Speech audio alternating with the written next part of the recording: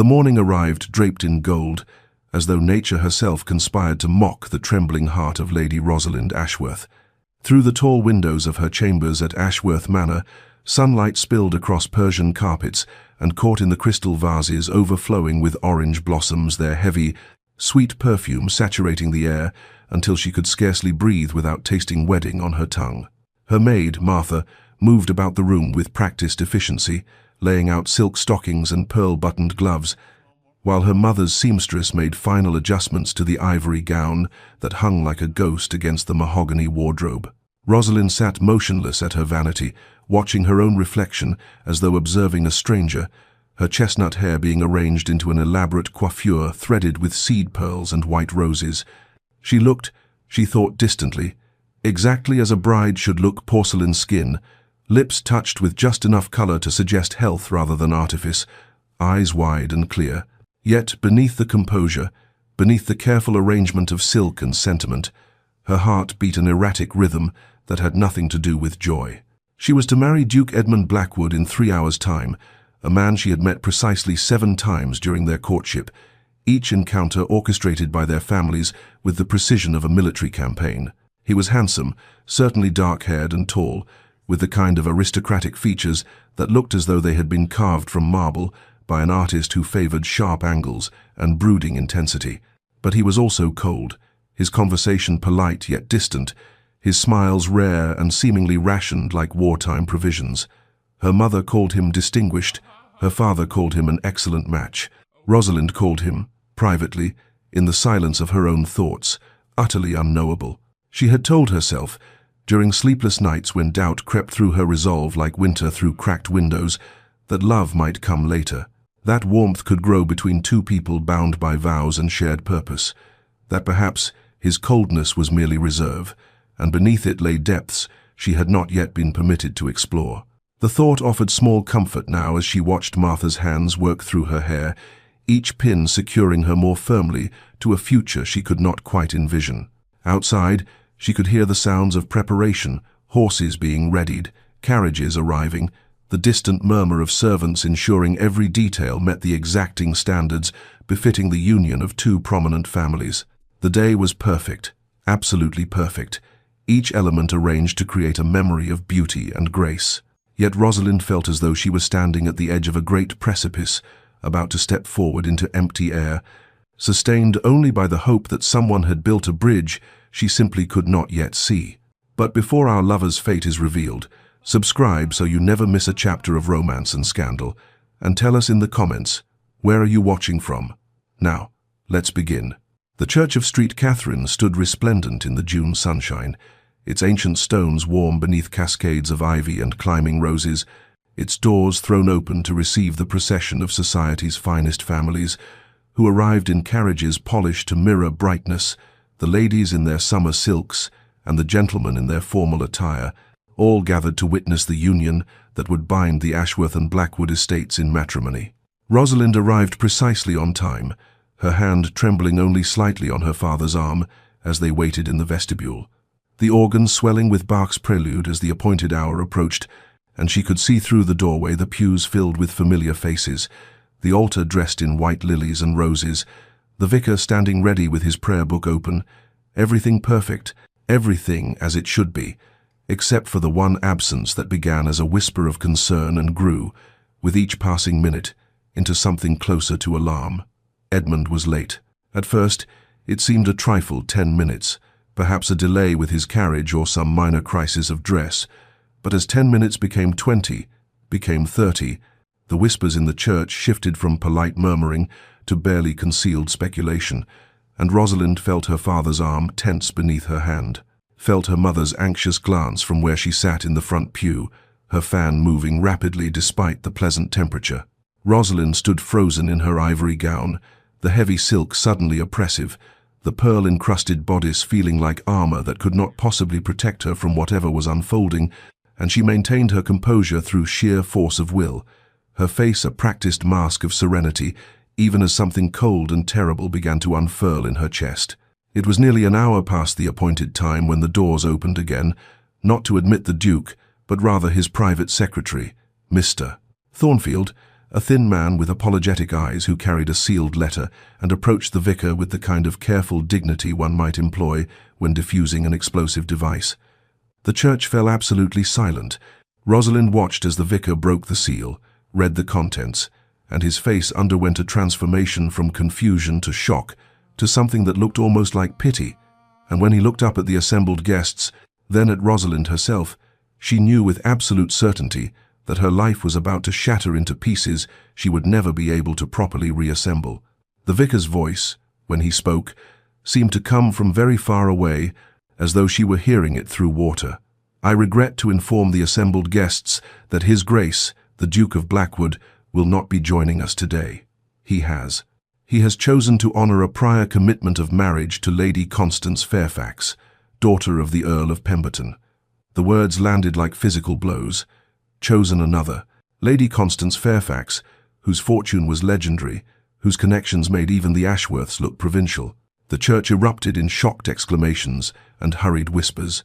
and Rosalind stood perfectly still at the altar, still holding her father's arm, still wearing her crown of orange blossoms, while 300 pairs of eyes turned to witness her humiliation, their gazes a mixture of pity, scandal-hungry curiosity, and barely concealed satisfaction that the proud Ashworth family had finally been brought low. And through it all, Rosalind did not cry, did not faint, did not give them the spectacle they perhaps expected,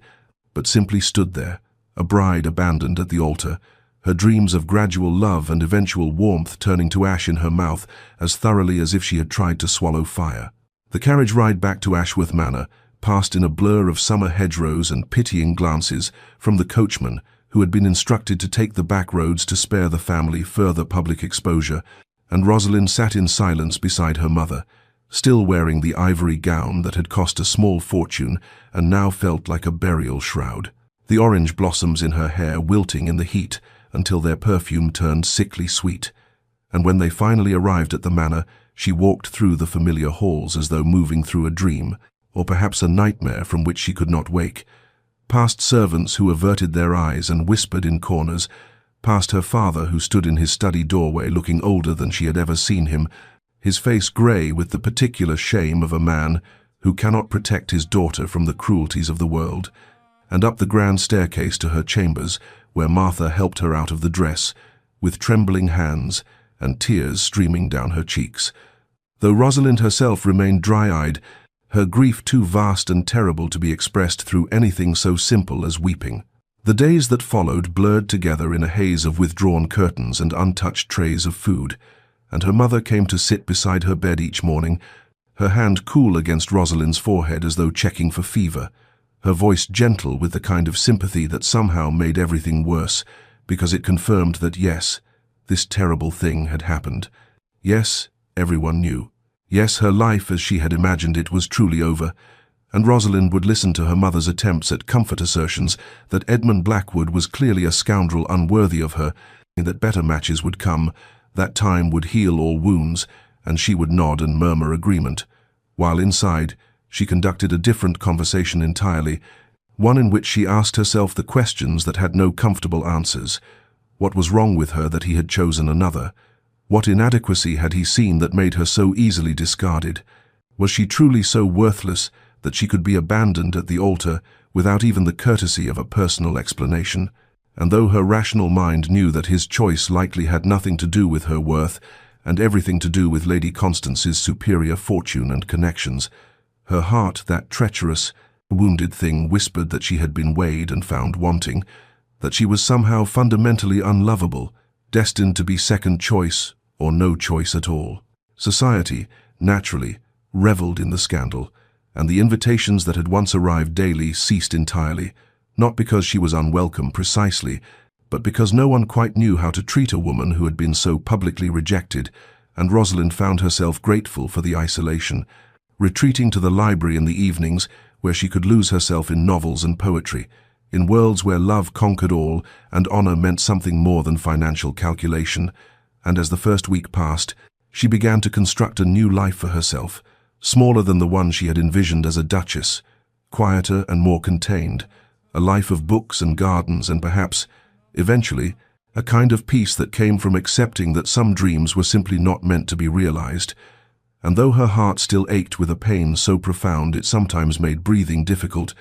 she told herself that this too would pass, that she would survive this, as women had survived worse, that she would make of her life something meaningful, even if it bore no resemblance to the future she had imagined on that golden morning that now seemed a lifetime ago. 3 weeks had passed since that terrible morning at St. Catherine's Church, 3 weeks during which Rosalind had settled into her new, diminished existence, with the kind of resigned determination that comes when one realizes there is no alternative but to endure, and she had established a routine of sorts. Mornings spent in correspondence with the few friends who had not abandoned her entirely, afternoons in the conservatory tending to her mother's roses, evenings in the library, where she could lose herself in the worlds contained between leather bindings.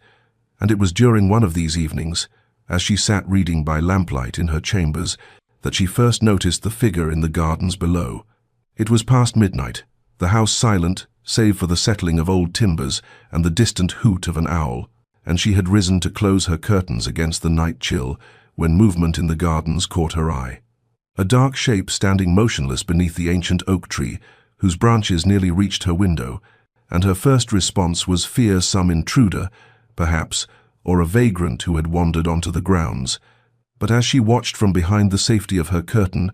barely breathing, the figure did nothing threatening, merely stood there in the moonlight, utterly still,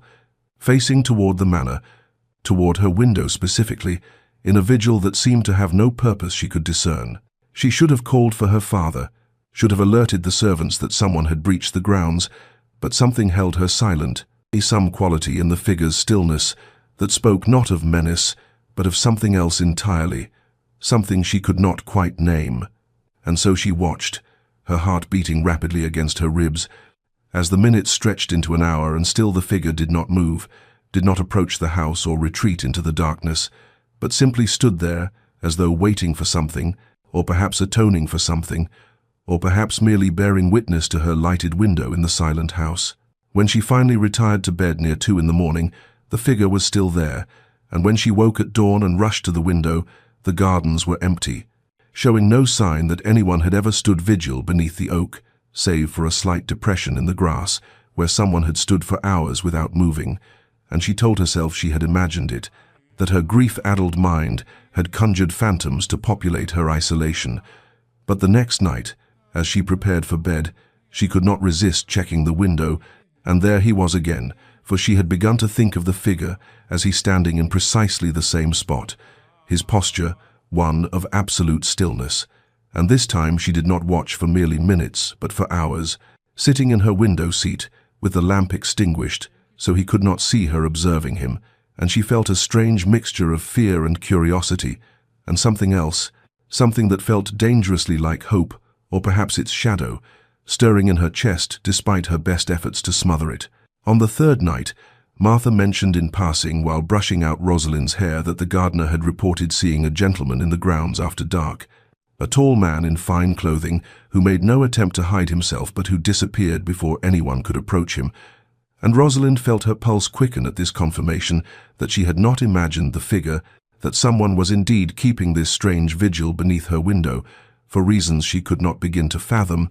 and though she maintained her composure and told Martha it was likely just someone taking a shortcut through the grounds, inside her mind raced with questions she could not answer, and emotions she could not name,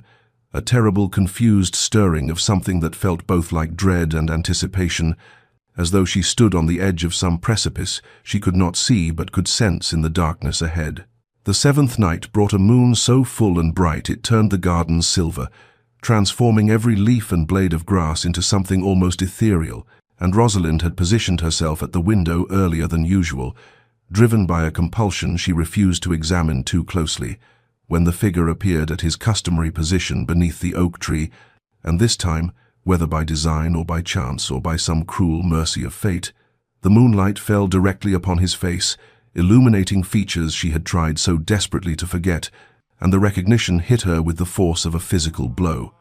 Edmund Blackwood, Duke of Pemberton, the man who had abandoned her at the altar, stood vigil beneath her window. The shock gave way almost immediately to rage, a fury so pure and terrible it left her trembling, her hands gripping the windowsill until her knuckles turned white.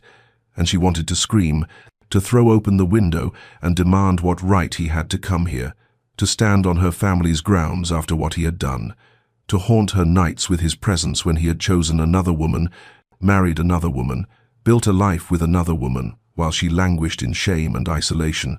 And the audacity of it, the sheer presumption that he could simply appear here without invitation or explanation, that his presence might be anything other than a fresh wound, upon wounds barely beginning to heal, made her want to descend to the gardens, not to speak with him, but to strike him, to make him feel even a fraction of the pain he had inflicted upon her. Yet even as fury coursed through her veins like poison, another part of her mind worked with cold calculation, weighing her options with the kind of strategic thinking that grief and humiliation had taught her,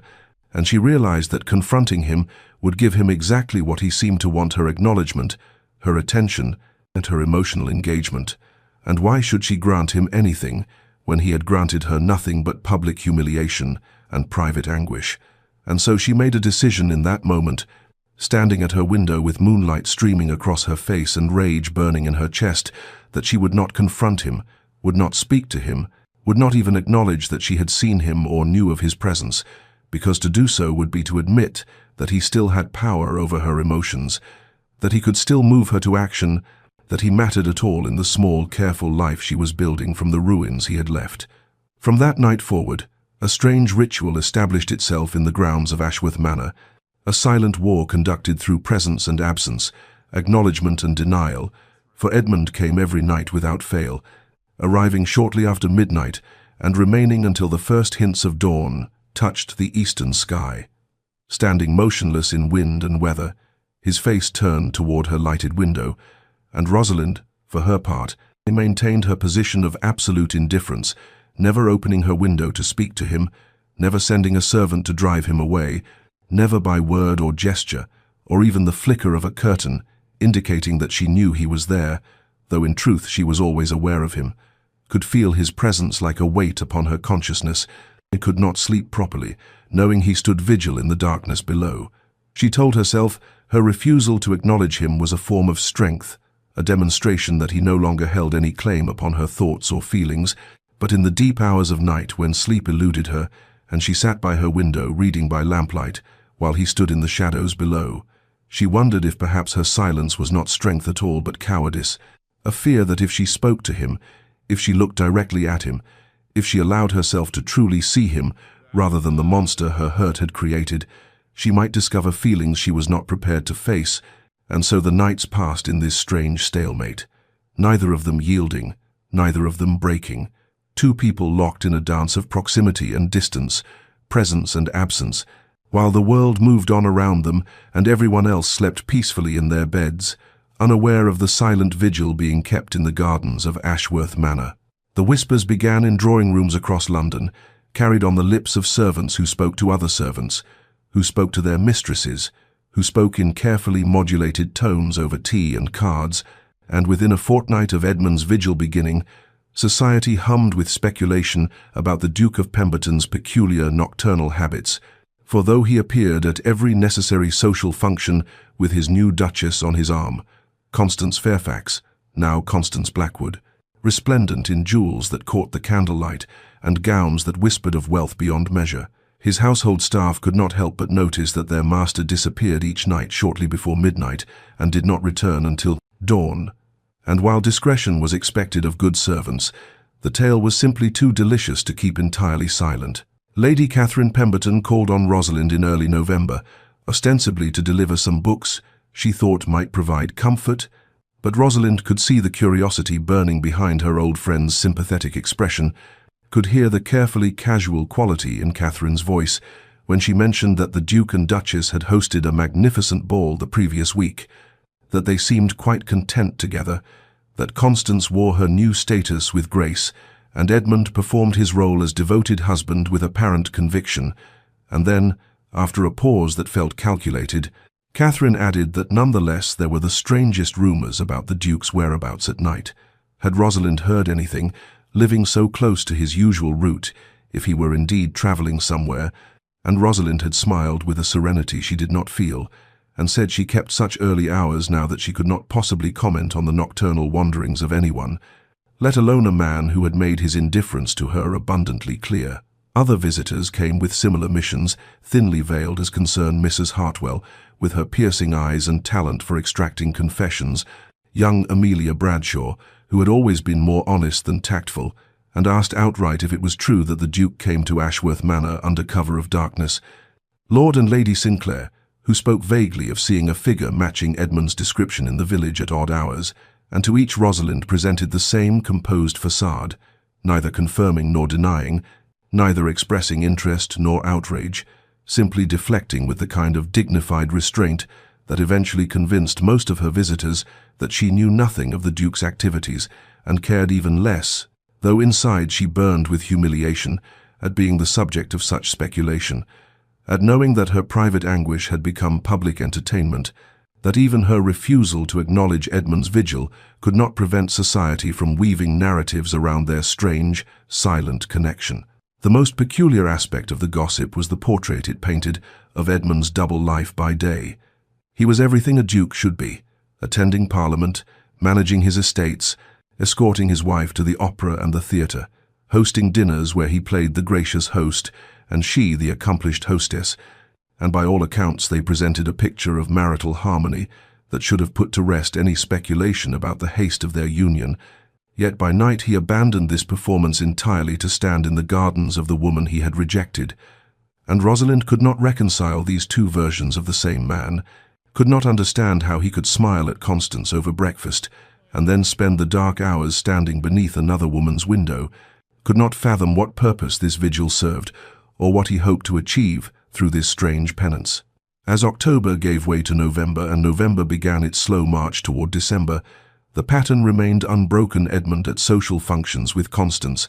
Edmund in the gardens with his silent vigil, Rosalind maintaining her stubborn refusal to acknowledge him, while society watched and whispered and waited for something, anything, to break. Late autumn arrived with the kind of cold that crept beneath even the heaviest shawls, transforming the once verdant gardens into a landscape of bare branches and frost-touched earth, and on a particularly brutal November night, when rain fell in sheets so thick it obscured everything beyond a few feet, Rosalind stood at her window watching the storm with a mixture of satisfaction and unease, certain that tonight at least Edmund would abandon his vigil, that even his inexplicable determination could not withstand such weather. Yet as midnight approached, she saw the familiar figure materialize through the rain like a ghost, taking his customary position beneath the oak tree, as though the storm were nothing more than a mild inconvenience. And something shifted in her chest, not forgiveness, not yet, perhaps never, but a crack in the armor of her resolve, a hairline fracture in the wall of indifference she had so carefully constructed. She watched him stand there as rain soaked through his greatcoat, watched the way he never sought shelter beneath the broader branches, never turned his collar up against the wind, simply stood with his face tilted toward her lighted window as water streamed down his features, and the stillness of him in the midst of such chaos struck her as either profound devotion or profound madness, possibly both, and she found herself moving closer to the window, her hand reaching for the latch before she caught herself and pulled back, furious at her own weakness, at the traitorous part of her heart that wanted to call down to him, to demand he come inside before he caught his death, to understand what drove a man to stand in a storm for a woman he had abandoned. For 2 hours she watched him endure the deluge, her emotions cycling through rage and confusion, and something dangerously close to concern, and when finally she could bear it no longer, she did something she had not done since the night she recognized him. She stopped closing her curtains completely, leaving them open perhaps 6 inches, a gap so small it might have been accidental, except that she had never been careless with such details before,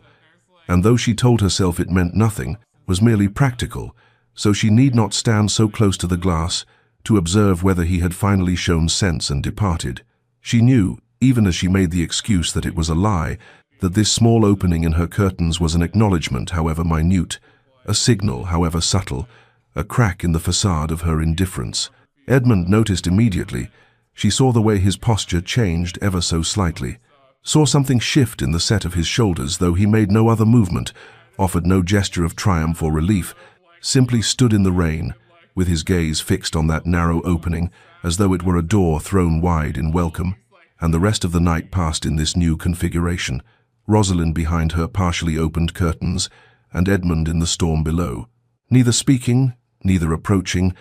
yet both aware that something had fundamentally altered in the silent war between them. When dawn finally came and Edmund departed as he always did, Rosalind remained at her window long after he had vanished into the grey morning, her mind churning with questions she was not ready to ask aloud. Chief among them, why she cared whether he stood in the rain, why his suffering should matter to her at all when he had caused her such profound pain, why the sight of his devotion, if devotion it was, should create this terrible ache in her chest that felt remarkably like the beginning of forgiveness, and she hated herself for the weakness even as she knew that tonight, and every night thereafter, her curtains would remain open that small, telling distance, a concession she could not quite bring herself to retract. The necessity of acquiring new reading material finally drove Rosalind from the sanctuary of Ashworth Manor in mid-December, for she had exhausted the library's offerings, and her mother's well-intentioned suggestions that she might attend small gatherings or receive more visitors had only strengthened her resolve to find solace in literature rather than society.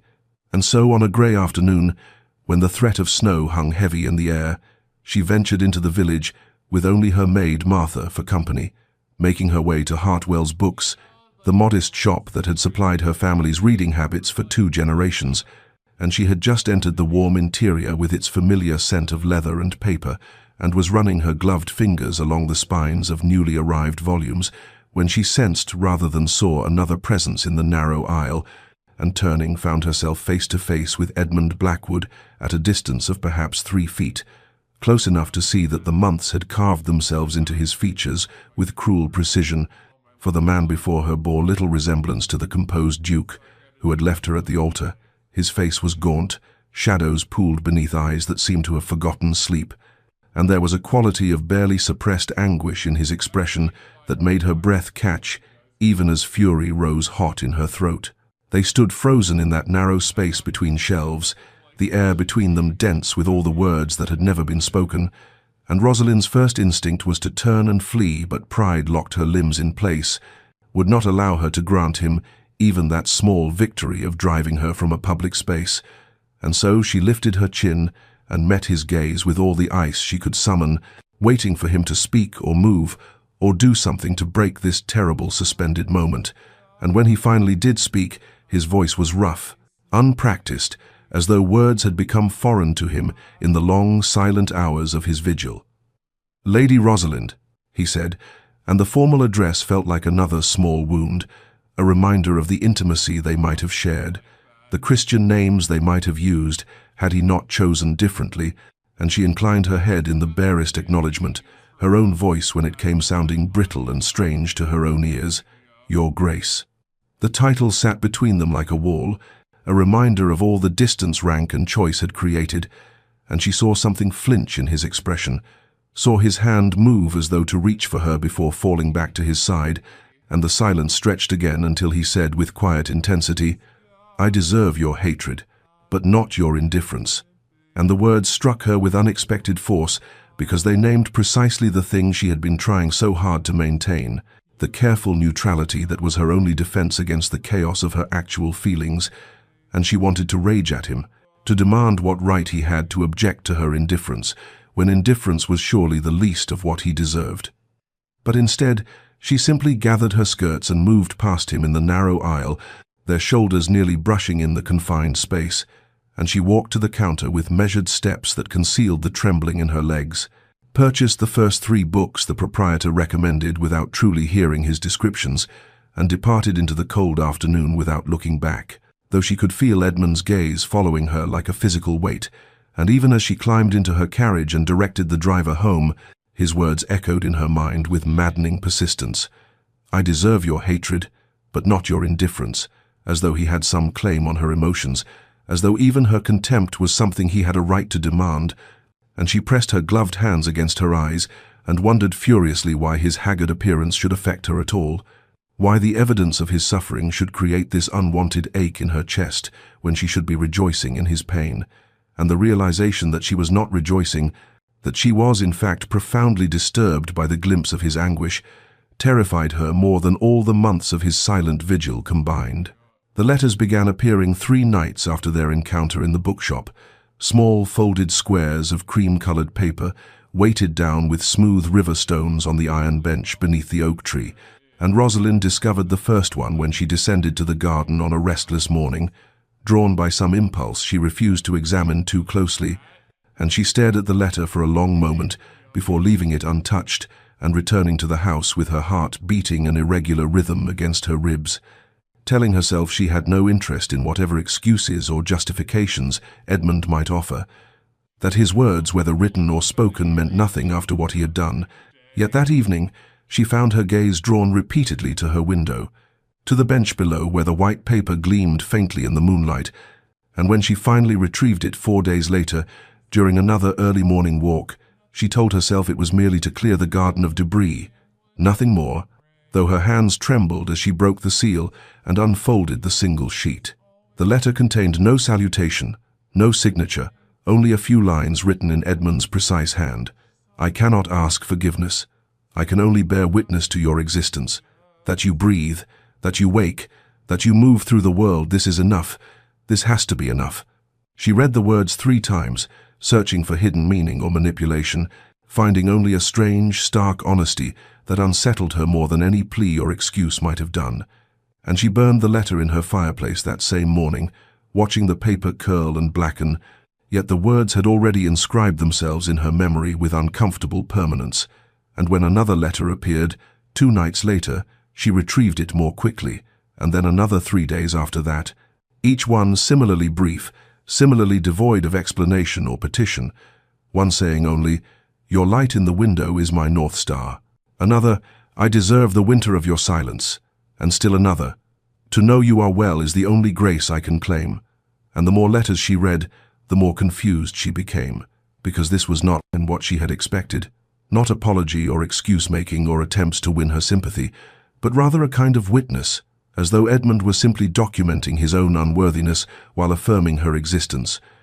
as though the act of standing beneath her window and leaving these strange fragmentary messages was less about seeking her forgiveness and more about some private penance she could not fully comprehend. By the end of December she had collected 7 letters, each one carefully burned after reading, yet each one adding to the growing complexity of her feelings, for these messages revealed nothing of why Edmund had abandoned her or what drove him to this nightly vigil, offered no excuses that might soften her anger or explanations that might restore her trust, yet in their very restraint, in their refusal to ask anything of her, they accomplished what pleas might never have achieved. They made her curious, made her wonder what kind of suffering would drive a man to such strange and patient devotion, made her question whether the Edmund who left these careful acknowledgments of his own unworthiness was the same man who had chosen wealth and convenience over their arranged marriage, and she hated that her certainty was eroding, hated that these brief cryptic messages were creating cracks in the wall of her righteous fury, hated most of all that she had begun waiting for the letters, checking the bench each morning with something uncomfortably close to anticipation, and the realization that Edmund had found a way past her defenses, not through grand gestures or passionate declarations, but through this quiet, persistent witness to her existence, filled her with equal parts rage and reluctant fascination, emotions she was increasingly unable to separate or control. December descended upon the countryside with a cruelty that seemed almost personal, bringing winds sharp enough to cut through wool and stone alike, and temperatures that turned morning frost into crystalline armor, coating every surface. Yet Edmund's vigil continued without pause or shelter, and Rosalind found herself watching not with satisfaction, but with growing alarm. As night after night he materialized beneath the oak tree, despite conditions that drove even hardy laborers indoors, standing in his dark greatcoat with snow gathering on his shoulders like some penitent saint from a medieval painting. And she told herself her concern was merely human decency, that she would worry for any creature exposed to such elements. Yet the tightness in her chest when she saw him shivering in the moonlight felt far more specific than general compassion, and the society pages that arrived with her mother's morning tea only deepened her confusion, for they painted vivid pictures of the Duke and Duchess of Blackwood presiding over elaborate winter entertainments at their London residence, Constance radiant in sapphire silk, Edmund the perfect attentive husband, their household apparently the very model of aristocratic harmony, and Rosalind would read these accounts in the morning and then watch Edmund standing alone in the freezing dark each night and wonder how one man could occupy two such different realities, and how he could smile and dance and play the devoted spouse by day, yet spend his nights in this strange lonely penance. And the disconnect between his public performance and private suffering created questions she could not answer, complications she did not want to acknowledge. The night of the winter solstice brought temperatures so severe that even the house's great fireplaces could not entirely banish the cold from the rooms, and Rosalind woke past midnight to see Edmund already in position beneath the oak, his breath visible in great clouds of white vapor, his stillness absolute, despite the way his shoulders hunched against the bitter wind, and something in her broke watching him there, some final barrier between anger and compassion, crumbling like ice struck with a hammer, and before she could reconsider, she was pulling on her heaviest dressing gown and making her way downstairs, not to confront him but to gather the thick woolen blanket from the library, the one her father had favored during his final winter, and she slipped out through the morning-room door and crossed the frost-hard ground to the bench where Edmund always stood, her heart hammering with the audacity of this small kindness, and she draped the blanket across the bench's wooden surface and retreated quickly to the house without looking toward the oak tree, without acknowledging his presence in any direct way, maintaining the fiction that she simply happened to be airing bedding in the middle of a frozen night. When she reached her window and finally allowed herself to look down, she saw Edmund standing motionless as always, but his gaze was fixed on the bench, on the dark wool of the blanket, and even from this distance she could see something shift in his posture, some infinitesimal relaxation of the rigid control he maintained, and after a long moment he moved to the bench and gathered the blanket around his shoulders, and the sight of him wrapped in her father's old covering created such a complex tangle of emotions in Rosalind's chest that she had to press her hand against the window pane to steady herself, and she understood with sudden clarity that this was a conversation, that the blanket was a word spoken into the silence between them, neither forgiveness nor absolution, but a recognition that his suffering was real and witnessed. And when he looked up toward her window, she did not hide, but let him see her there, let him know that this small mercy was deliberate and conscious, and the way his hand rose to his heart in wordless acknowledgement made her turn away, trembling, wondering what she had begun, what door she had opened with this one simple gesture of human kindness toward the man who had destroyed her future. And as she climbed back into bed, she could still see him in her mind's eye, wrapped in wool that smelled of pipe smoke and old books and her father's gentle presence, standing vigil in the killing cold. And she did not know whether she was offering comfort or cruelty, mercy or prolonged torture, knew only that she could no longer maintain the fiction of indifference, that Edmund Blackwood's pain had become somehow entangled with her own, and the recognition terrified her more than all the months of his silent watching combined. The truth came to Rosalind not as a single revelation, but as fragments gathered over weeks, like pieces of broken glass that slowly assembled themselves into a coherent if painful picture, beginning with an overheard conversation between her mother and the vicar's wife in the morning room, where Rosalind had paused unseen in the hallway, catching only snippets about the old Duke's catastrophic losses at cards and debts that would have seen the entire family ruined, before she moved on with her heart beating strangely fast. And then came the casual mention from her former friend Eleanor, during an uncomfortable afternoon call, that, of course, everyone knew Lord Fairfax was desperate for a ducal connection after that business with his banking interests, willing to pay handsomely for the prestige, delivered with studied carelessness that suggested Eleanor knew exactly how each word would land, and gradually, through careful questions posed to servants who still held loyalty to her, through society pages read with new attention to what they did not say rather than what they proclaimed, through the concerned observations of her mother, who had her own network of information, Rosalind pieced together the shape of Edmund's impossible situation, learning that his father, the old Duke, had gambled away not merely a fortune but the very foundation of the Blackwood estate, and that creditors had been circling like carrion birds, ready to strip the family of everything, including the ancestral lands that had been held for 6 generations. that Edmund's 3 younger sisters would have been left without dowries or prospects or even the basic dignity of a home, and that Lord Fairfax, with his nouveau riche desperation for aristocratic connections, had offered a devil's bargain, a complete forgiveness of all debts, and a substantial settlement besides, in exchange for Edmund's marriage to Constance, an arrangement proposed and accepted mere days before Edmund's scheduled wedding to Rosalind, leaving him facing a choice between honoring his commitment to a woman he had chosen freely and saving his entire family from ruin and disgrace. The knowledge settled over Rosalind like ash after a fire, covering everything in grey ambiguity, where before there had been the clean, bright lines of righteous anger, and she found herself lying awake at night, imagining Edmund receiving that offer, seeing in her mind's eye the moment he must have understood what was being asked of him, the calculation he must have made weighing his own happiness and honor against his family's survival. And though her fury at his choice remained, it was joined now by something else, something uncomfortably close to unwilling understanding, for what would she have done in his place? Would she have chosen differently if her own mother and sisters faced destitution, if their futures depended upon her sacrifice? And the questions tormented her because they had no easy answers, because Edmund's betrayal was no less devastating for having comprehensible motivations, yet she could no longer maintain the simple narrative of his selfishness and cruelty, could no longer tell herself he had merely chosen wealth over love, when the reality was so much more complex and terrible, a choice between 2 kinds of honor, with no path that did not require betrayal of someone, and understanding this did not heal her wounds, but it changed them, transformed her anger from something pure and sustaining into something more complicated and painful. A grief not just for what she had lost, but for what Edmund had lost as well. For the man who stood each night beneath her window was not the villain she had needed him to be, but rather someone who had made an impossible choice and was living with the consequences, bearing witness to his own unworthiness with a persistence that suggested he knew no penance could be sufficient, yet could not stop himself from offering it anyway.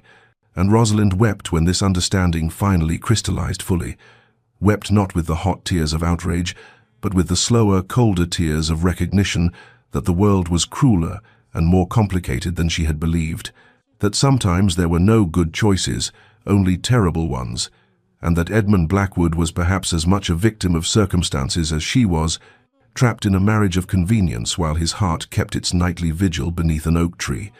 and she did not know if this knowledge made forgiveness possible or merely made her own. Continued anger feel petty and small, knew only that she could no longer see him simply as the man who had abandoned her, but must reckon with him as someone who had abandoned himself as well, and the shift in her perception felt like standing on ground she had believed solid, only to discover it had been slowly eroding beneath her feet all along. The storm arrived on a January night with the fury of something biblical, wind screaming around the manor's stone walls like a living thing in torment, sleet striking the windows with such force that Rosalind feared the glass might shatter, and she stood at her usual post, watching the garden dissolve into chaos, telling herself Edmund would surely seek shelter tonight, that even his stubborn penance had limits. Yet as the hour of his vigil approached, she saw the familiar figure emerge from the darkness and take his position beneath the oak tree, and something inside her broke completely, watching him stand there as sleet turned his greatcoat to a sheet of ice and wind threatened to knock him from his feet, and she was moving before conscious thought could intervene, pulling her cloak over her nightdress and descending the stairs with her heart hammering against her ribs, driven by something larger than anger or pride or the careful distance she had maintained for 6 months. And when she burst through the garden door into the teeth of the storm, Edmund turned toward her with an expression of such naked shock that she nearly fled back to safety. But instead she crossed the ice-slick ground to where he stood shivering violently, his face raw and red from wind, his eyes reflecting lightning, and she had to shout to be heard over the gale. "You are a fool, Your Grace, to stand here in this. What purpose does it serve to make yourself ill or worse?" And Edmund looked at her as though she were an apparition, his voice hoarse when he finally spoke, words torn away by wind so she had to move closer to hear. "The same purpose it has served every night, Lady Rosalind, to bear witness, to remember what I destroyed." And something in his phrasing, the word destroyed rather than lost, unlocked the words she had been holding back for months, and she found herself shouting into the storm, You chose duty over love. I understand that now. I understand the debts and the impossible situation. But what I cannot forgive, what I will never forgive, is that you did not tell me yourself. You did not give me the dignity of explanation or the choice to understand. You let me stand at that altar like a fool while society whispered and pitied, and that cowardice, Lord Blackwood, that failure of courage, that is what stands between us. Not your marriage to Constance, but the manner of your abandonment. And she was weeping now, tears hot against her frozen cheeks, and Edmund stood before her with sleet gathering on his shoulders like judgment, and said with terrible quiet that somehow carried over the wind's shriek, "You are absolutely right. The choice between Constance and you was forced upon me by circumstances beyond my control, but how I handled it, how I fled like a coward and sent a letter instead of facing you with truth, that was my choice alone, and it was the choice of a weak man who could not bear to see your pain, who could not endure being the cause of your tears, and so I made you endure something far worse, public humiliation and abandonment, and that is why I stand here, not seeking forgiveness, because I know there can be none, but ensuring I never forget what I am capable of in my weakness, never forget the cost of cowardice." And his voice broke on the final word, and Rosalind saw through the storm and darkness that he was weeping too, that his face was wet with more than sleet, and she reached out without thinking and took his frozen hand in hers, this first touch in half a year, burning despite the cold, and she said more gently, "You should have trusted me with the truth, Edmund. I would have understood. I would have released you if you had only asked." And he closed his eyes as though her words caused physical pain and whispered, "I know, and that knowledge is another punishment I deserve to carry." And they stood there in the howling dark, with their hands joined, and 6 months of silence finally broken, and though Rosalind offered no absolution, and Edmund asked for none, something had shifted between them, some acknowledgement given and received that would change everything that followed. The conversations began tentatively in the nights that followed the storm. Not every evening, but on some when Rosalind found herself descending to the garden where Edmund maintained his vigil, and they were careful conversations, conducted with the wariness of two people navigating terrain that might collapse beneath them at any moment. Rosalind always maintaining the boundary of physical distance and standing several feet away with her cloak wrapped tight against the lingering winter cold, and Edmund respecting that distance, absolutely, never moving closer unless she chose to close the gap herself, and gradually through these fragmented exchanges conducted under starlight and the bare branches of the oak tree, the full picture of Edmund's impossible situation emerged in all its terrible complexity,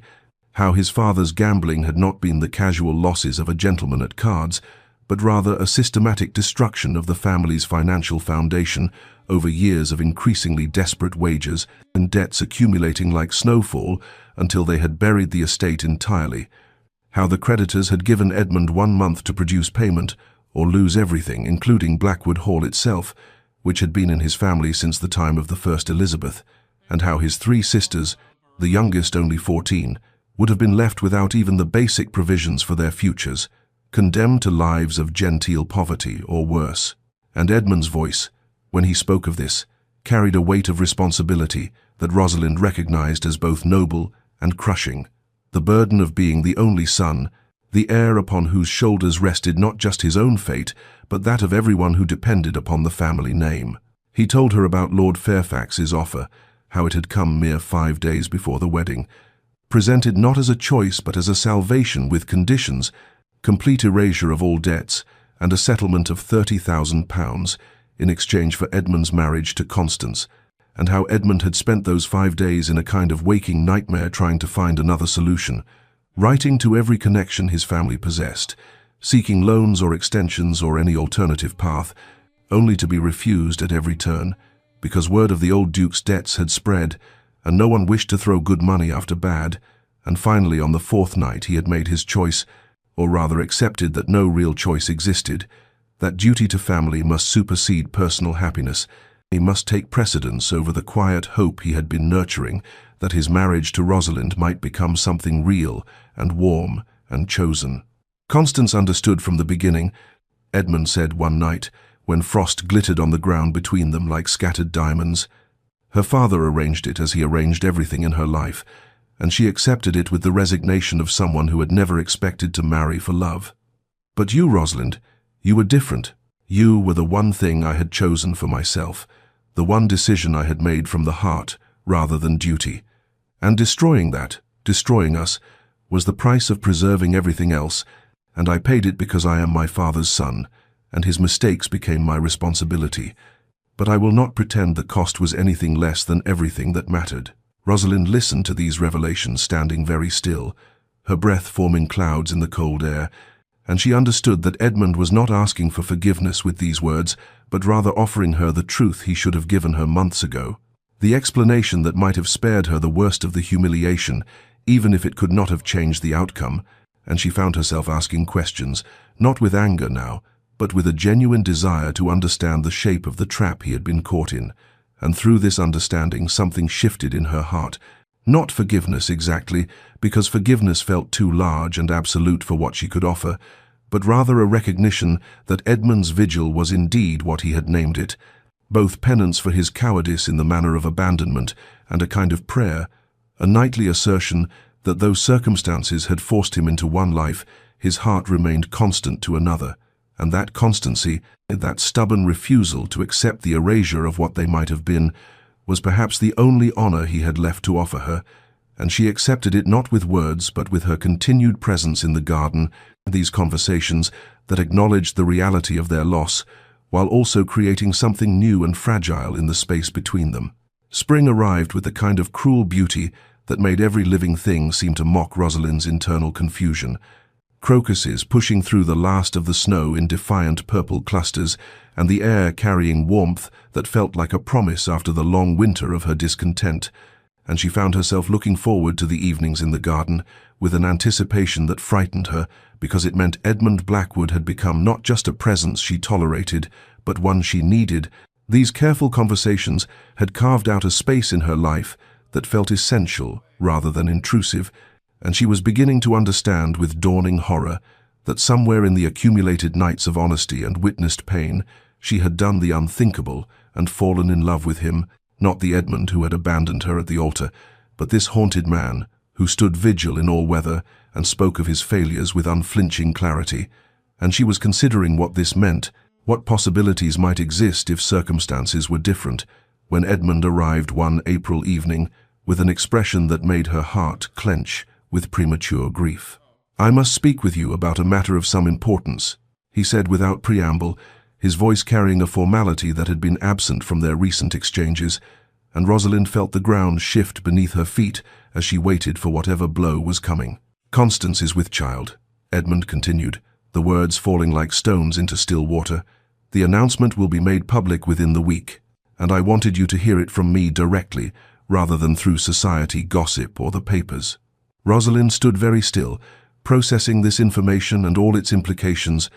The absolute nature of Edmund's duty now that a child was involved, an innocent life that would bind him irrevocably to Constance and to the choice he had made 8 months ago, and she realized with shock that she had been harboring some small, unacknowledged hope that circumstances might somehow change, that the impossible might become possible, but a child ended all such speculation with the finality of a door closing on a room she would never enter. "I see," she managed, her voice steadier than she felt. "Then I offer my congratulations to you and the Duchess." Edmund flinched at the title, at the formality she had deliberately employed, and continued with visible effort. "This means I must cease these visits, Rosalind. It is no longer appropriate for a married man to maintain such a vigil, especially one who will soon be a father. My duty must be absolute now, to Constance and to the child who had no choice in the circumstances of their creation, and I cannot in good conscience continue to divide my attention and my heart when there is an innocent life that will depend upon my presence and my care." He was right, of course. Rosalind knew he was right even as something inside her screamed against the logic of it, and she found herself saying with a calmness that felt like ice forming over deep water, "You are correct, Your Grace. A child changes everything. You must attend to your responsibilities without distraction." And even as she spoke, the words she was realizing with terrible clarity, that she would miss this, miss him, miss these strange broken conversations that had somehow become the center around which her life revolved. And more terrifying still was the recognition that she had forgiven him, that somewhere in the accumulation of honest words and witnessed suffering, she had let go of the anger that had sustained her through the worst of her humiliation. And now, when forgiveness had finally arrived, it was too late, because he was leaving. And this time, it was right that he should go. And she stood there in the spring garden, with new flowers blooming all around them, and felt the second loss of Edmund Blackwood, this one more painful than the first, because now she knew exactly what she was losing, and understood that she loved him, despite everything, perhaps because of everything, and that knowledge would have to be enough to sustain her through whatever came next. The gardens beneath Rosalind's window remained empty night after night, and she found herself standing at the glass long past the hour when Edmund would have arrived, watching the space where he had stood for so many months, as though her vigil might somehow summon him back into existence.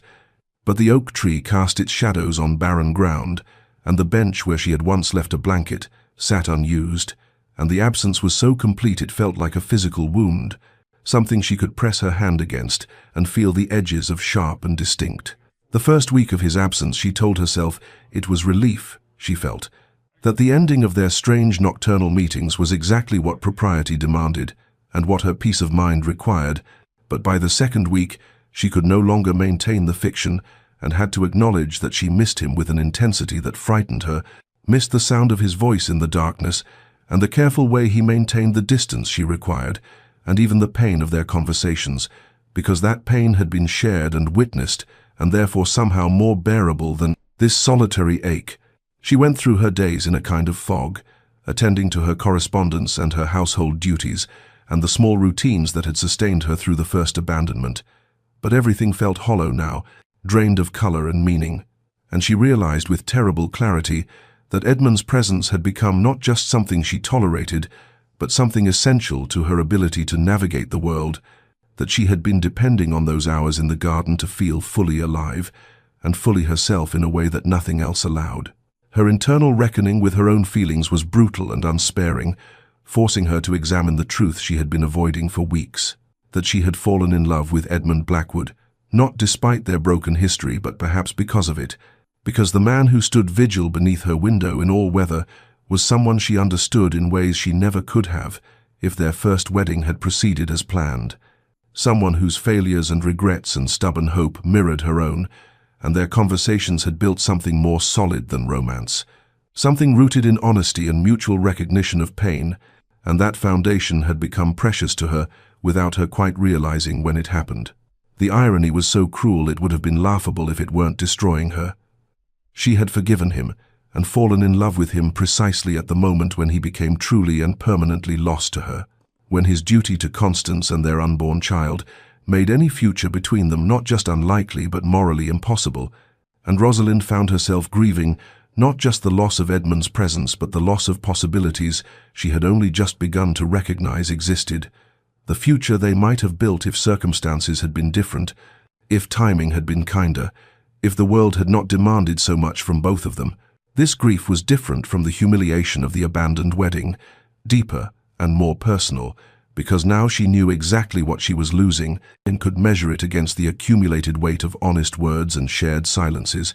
and she understood with devastating clarity that loving someone and losing them twice was a particular kind of torment, each loss compounding the other until she could hardly remember who she had been before Edmund Blackwood had entered her life, and then left it, and then returned only to leave again, and she stood at her window night after night, watching empty gardens and learning to live with an absence that felt like amputation, necessary perhaps, but no less crippling for its necessity. The knock came near midnight 3 weeks after Edmund's final visit, urgent enough to wake Rosalind from the half-sleep that was all she managed these days, and when her maid appeared at the chamber door with wide, frightened eyes, saying there was a lady downstairs who insisted on seeing her immediately, Rosalind's first thought was that something had happened to Edmund, some accident or illness, and she descended the stairs in her dressing gown, with her heart hammering against her ribs, only to find Constance Blackwood in her drawing-room, heavily pregnant and wrapped in a dark cloak, her face pale but determined in the candlelight. "Lady Rosalind," Constance said without preamble, "forgive the intrusion at such an hour, but what I have to tell you cannot wait for morning proprieties, and I suspect you would not receive me if I called at a decent hour in any case." And Rosalind stood frozen in the doorway, trying to reconcile this midnight visitation with everything she thought she understood about the situation, about Edmund's duty and Constance's claim, and the insurmountable nature of their obstacles. "I have come to tell you the truth that my husband will not tell you himself, because he believes he has no right to hope," Constance continued, settling herself carefully into a chair and gesturing for Rosalind to sit as though this were her own drawing room rather than an invaded sanctuary. "The truth is that my marriage to Edmund was always meant to be temporary, a business arrangement that served my father's political purposes and saved Edmund's family from ruin, but it was never intended to be permanent, despite all appearances to the contrary." Rosalind felt the room tilt slightly as she tried to process these words, the implications crashing over her in waves, and Constance went on with the calm determination of someone who had rehearsed this speech many times. "You see, I have loved another for years, a vicar named Thomas Gray, who has no fortune and no prospects beyond his modest living, and my father would never have countenanced such a match, but he needed the alliance with the Blackwood name for reasons of parliamentary influence, and so an arrangement was made. I would marry Edmund, provide the appearance of a proper ducal union for as long as necessary, and then when my father's political maneuvering was complete, the marriage would be quietly dissolved, and I would be free to marry where my heart lay, with a generous settlement to ensure Thomas and I could live comfortably despite his lack of wealth. The pregnancy," Constance explained with startling frankness, "had complicated matters somewhat, but not irrevocably.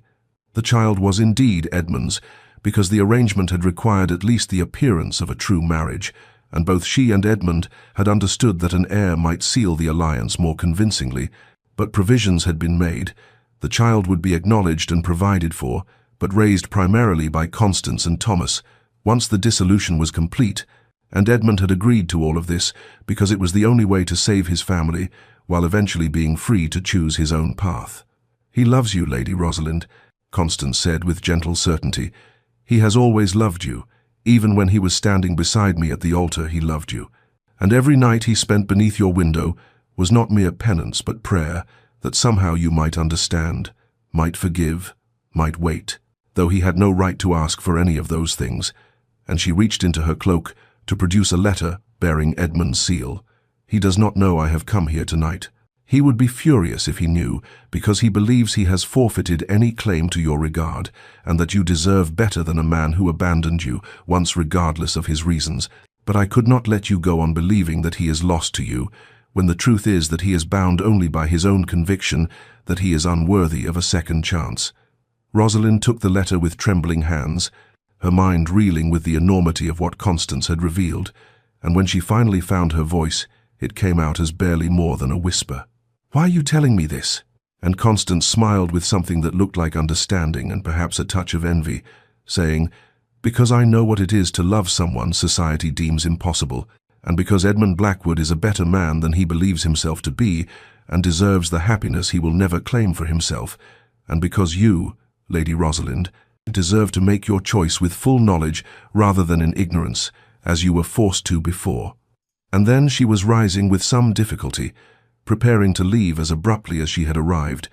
and Rosalind stood there in her drawing room at midnight, holding a letter that might change everything, and feeling the future shift beneath her feet like sand after a wave. Uncertain and terrifying, and full of possibilities she had thought forever closed to her. Rosalind sat awake through what remained of the night after Constance's departure, the sealed letter lying unopened on her writing desk, while she wrestled with the question that Constance's revelation had thrust upon her. Could she trust again? Could she believe in promises after they had been so spectacularly broken before?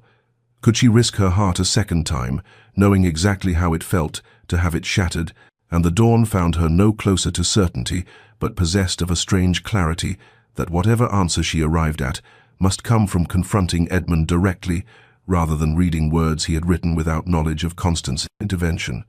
She dressed carefully in the grey morning light, choosing a simple day dress rather than anything that might suggest she was making an effort to impress, and instructed her driver to take her to Blackwood Hall without allowing herself time to reconsider the decision,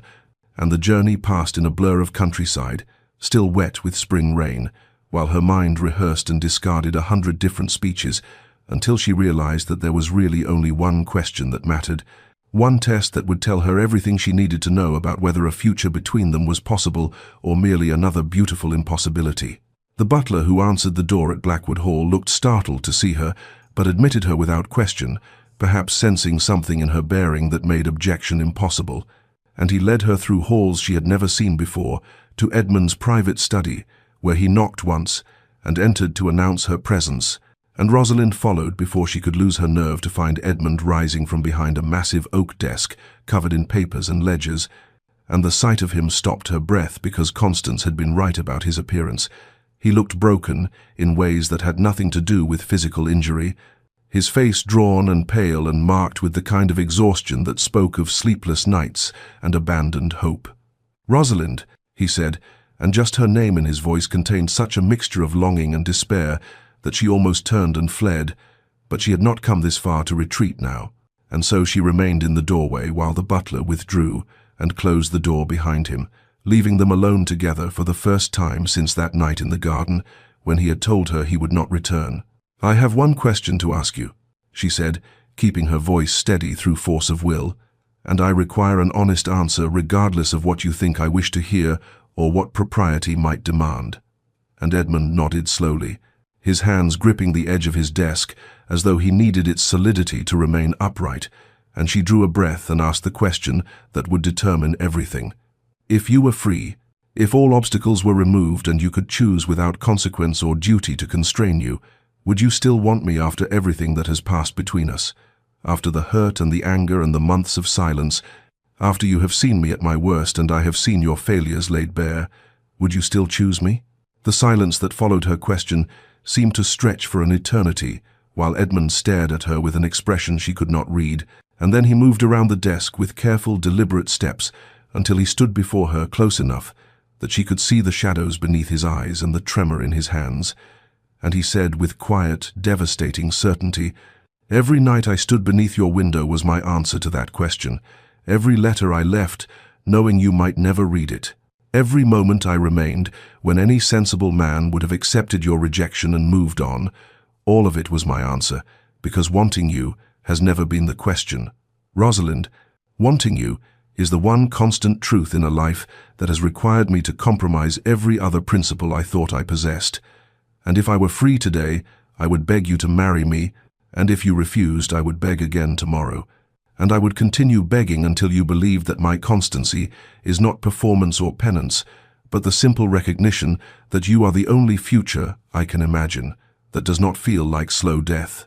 And Rosalind felt tears sliding down her cheeks because she heard in his words the echo of her own desperate hope, the possibility that love built on ruins might be stronger than love that never faced testing, and she reached out to take his hand and said simply,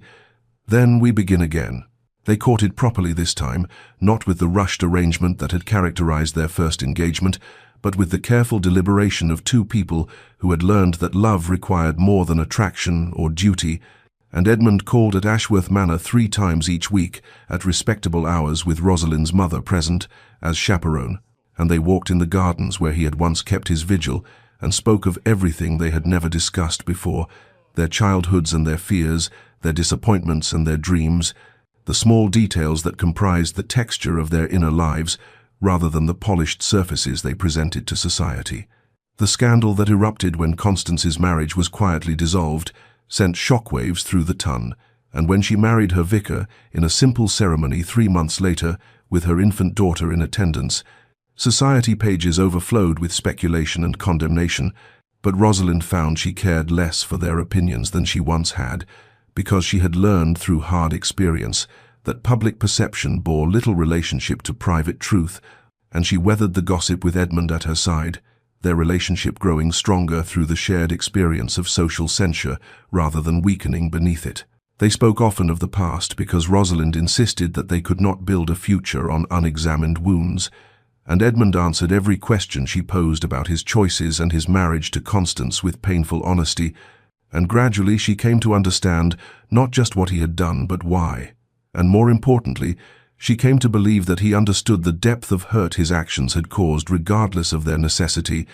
and this acknowledgement proved more valuable than any amount of apology, because it meant he truly saw her pain, rather than merely regretting his own role in causing it. The months passed in a series of small revelations and accumulated trust, walks through spring gardens and summer meadows, conversations that stretched from afternoon tea until the early evening stars appeared, and Rosalind discovered that Edmund possessed a dry wit she had never suspected, and a tenderness in discussing his younger sisters that spoke to depths of feeling his public demeanor never revealed, while Edmund learned that Rosalind's quiet dignity masked not coldness as society believed, but rather a fierce protective instinct that guarded a deeply feeling heart, and they found they shared a love of poetry and a skepticism about fashionable society's values, and a desire for a life built on substance rather than appearance. When Edmund proposed in August, nearly a year after Rosalind had walked into his study and asked if he would still want her, he did so without the presumption of certainty that had characterized their first engagement, kneeling in her mother's drawing room, with his voice shaking slightly as he asked whether she would do him the honor of becoming his wife, and he made clear that she should take whatever time she needed to consider, that he would wait as long as necessary for her answer, that his constancy was not contingent on her immediate acceptance. And Rosalind found that this uncertainty, this genuine question rather than assumed arrangement, was itself a kind of proposal she could trust, because it acknowledged her agency and her right to choose or refuse without consequence to his regard. She said yes that same afternoon because she had spent months learning to trust again and had discovered that love built on honesty and mutual understanding felt entirely different from love built on hope and assumption. And when Edmund slipped his grandmother's ring onto her finger, not the ostentatious diamond he had offered before, but a simple band of gold set with small sapphires, she felt the rightness of the moment settle into her bones like recognition, like coming home after a long journey through foreign lands, and she knew that whatever challenges lay ahead, they would face them together with eyes open and hearts willing to weather storms because they had already survived the worst and emerged not broken but tempered, not bitter but wise, not hardened but capable of deeper feeling for having known what it meant to lose and find each other again. The wedding took place on a cool October morning in the small chapel at Ashworth Manor, the same chapel where Rosalind had been baptized as an infant and where her father's funeral had been held, and the choice of venue was deliberate because she wanted this marriage to begin in a place that held her history rather than in the grand cathedral where society could perform its judgments, and the guest list numbered barely 20 souls, only immediate family and the few friends who had remained constant through scandal and separation, and Rosalind dressed in her mother's chambers, wearing not the elaborate ivory gown that had hung unworn in her wardrobe for months after the first failed wedding, but rather a simple dress of pale blue silk with minimal adornment, her hair arranged in a loose style that felt more like herself than the elaborate construction the previous ceremony had demanded, and her mother wept as she fastened the pearl necklace that had belonged to Rosalind's grandmother around her neck, tears of joy rather than the anxious concern that had marked that other morning so long ago. Edmund waited at the altar looking both terrified and grateful, wearing a dark coat without ostentatious decoration, and when Rosalind entered the chapel on her uncle's arm, she saw him draw a sharp breath, as though he still could not quite believe she had agreed to this second chance, and she met his eyes directly as she walked toward him, no longer the uncertain girl who had made this journey before, but a woman who had been broken and rebuilt and knew exactly what she was choosing and why. The vicar who performed the ceremony was the same man who had waited uselessly at the grand cathedral before, and if he felt any irony in the situation, he gave no sign, conducting the service with simple dignity, and when the moment came for vows, Edmund's voice shook as he spoke words he had written himself rather than the traditional formulation, saying, "I stand before you unworthy of this grace you offer, but determined to spend every day of my remaining life proving myself worthy of your trust, knowing I can never erase the pain I caused, but hoping to build something beautiful enough that the weight of joy will eventually balance the weight of sorrow. And I promise you honesty above all things, because pretty lies nearly destroyed us both, and only truth brought us back to each other." And Rosalind felt tears slide down her face, but they were clean tears unmarred by bitterness, and when her turn came, she said, "I choose you knowing exactly what choosing means, not with blind hope, but with open eyes. Not because I have forgotten pain, but because I have learned that love built on truth and forgiveness is stronger than love, that never faced testing. And I promise to meet your honesty with my own, to weather storms at your side rather than in silence, and to build a life that honors both what we lost and what we found. And when the vicar pronounced them husband and wife and Edmund kissed her, it felt like arriving home after a journey that had required every ounce of courage. She possessed, and the small gathering erupted in applause and genuine celebration. And afterward, there was a simple breakfast in Ashworth Manor's dining room with laughter and toasts, and none of the forced gaiety that characterized grand society weddings,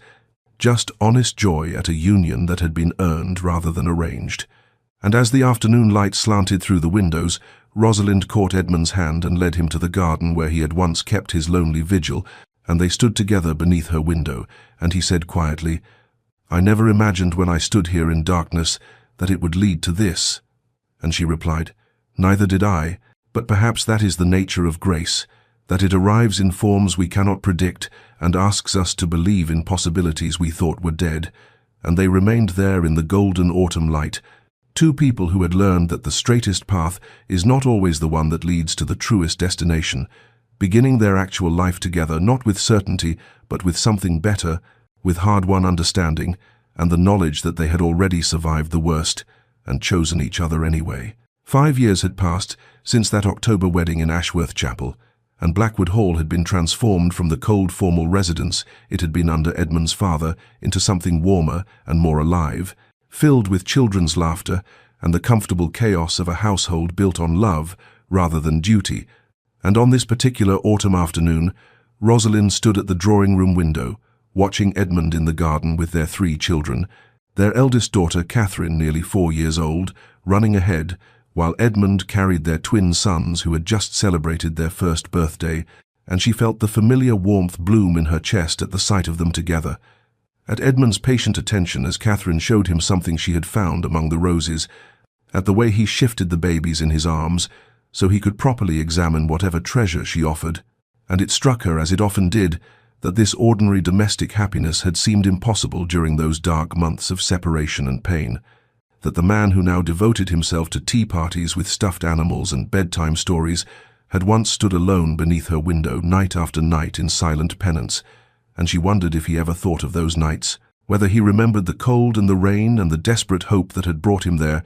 or whether, like her, he sometimes had to remind himself that the early chapters of their story had been so painful because the present felt so complete it seemed to have always existed. Later that evening, after the children had been put to bed, Edmund found her in the library that had once been her refuge at Ashworth Manor, but which they had recreated here at Blackwood Hall, lined with the books they had collected together during their courtship and filled with comfortable chairs arranged for conversation rather than solitary reading,